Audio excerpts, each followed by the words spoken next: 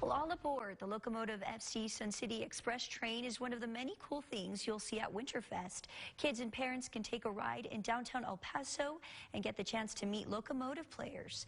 KTSM 9 photojournalist MARLENN BARRAZA has the ride.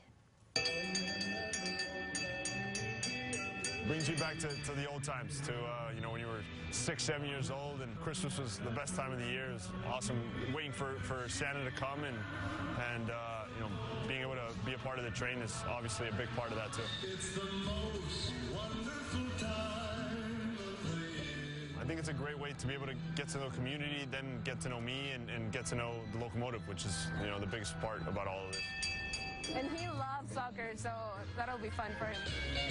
So it was really nice for them to see the lights and all the little things and ride the train. They've never done it before, so they were really excited. You can tell they're all very excited. I think they're more excited of the train than anything else. Like I said, it's a big part of Christmas. The train kind of helps you get in the Christmas spirits. We have come here before where there's not that many lights and music, and it's impressive to see the art around the walls, but I think the lighting, the music, and the train ride is actually add up to the kids. People are more accustomed to this Winterfest thing. I think it's a lot more packed. There's a lot more people out, especially on the weekends, and yeah, it's something to do for the city. I think it gives the city something to do, the community a good event to come out to and have a little bit of fun.